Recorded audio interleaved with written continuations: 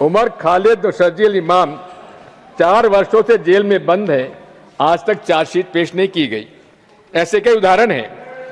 Hate speech के बारे में कहा था, हेट एंड हॉस्टिलिटी।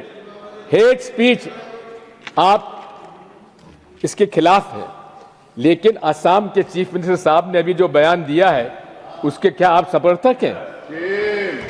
क्या उनके खिलाफ हेट स्पीच देने पर आप मुकदमा दायर करेंगे, उनसे इस्तीफा मांगेंगे? मैं आपसे निवेदन करना चाहता हूं, एक तरफ तो यह है, साथ में सोनम वांगचुक जैसा एक व्यक्ति जिसने लद्दाख के अंदर एक अपना विशिष्ट स्थान स्थापित किया है, उसको भी क्या कारण है उसको आज जेल में बंद किया हुआ है? उनकी क्या मांग थी?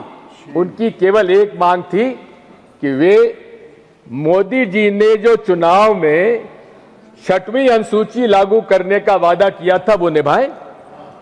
पदयात्रा की, प्रदर्शन और भूख हड़ताल पर बैठे, बिना किसी कारण के 100 दिन से वो गिरफ्तार है। क्या सबके साथ उन्होंने, आपके प्रधानमंत्री जी ने क्या इस प्रकरण में क्या न्याय किया है? अब आप सबका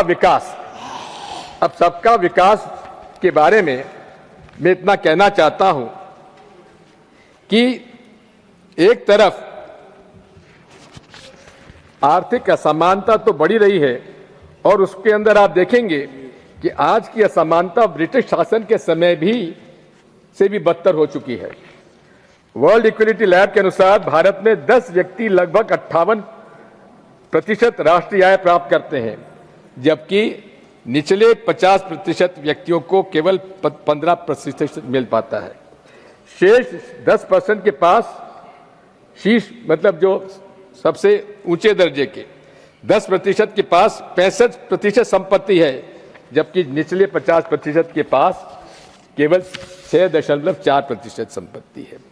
आर्थिक मामलों में जो शासन के आंकड़े दिए गए वो स्वयं अंतर्राष्ट्रीय मुद्रा कोष ने उनकी विश्वसनीयता पर गंभीर प्रश्न चिन्ह लगाए हैं। मैं आपसे कहना चाहता हूं कि आज पिछले कुछ वर्षों से आयकर जो हमारे कॉरपोरेट टैक्स देते हैं उससे ज्यादा आम आदमी टैक्स भर रहा है। कारण यह है कि पूरे तरीके से आज ये सरकार गरीब विरोधी है और मजदूर विरोधी है, किसान विरोधी है। ऐसे कई आंकड़े मेरे पास हैं, जितना मेरे पास समय नहीं है इसलिए सब नहीं बता पाऊंगा, लेकिन इतना मैं जरूर कहूंगा कि आज अनुसूचित जाति और जनजाति के लोग परेशान हैं।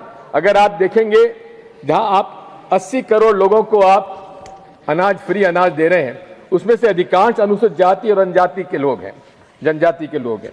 और उसके अंदर भी आप देखेंगे तो आज उनका जो 30 लाख शासकीय नौकरियां खाली हैं, उसमें से बैकलॉग उनका बनता कम से कम 23%। क्या उनका बैकलॉग भरा गया? उनके साथ जो अन्याय हो रहा है, इस मामले में मैं आपसे अनुरोध करना चाहता हूं, इसमें पूरी तरीके से शासन को पुनर्विचार करके उनके पद भरना चाहिए। साथ मैं आपसे अनुरोध करना चाहता हूं, माननीय सभापति महोदय, कि जहां संवैधानिक अधिकारों को कम किया जा रहा है, कर्तव्यों को अधिक महत्व देने का प्रयास किया जा रहा है।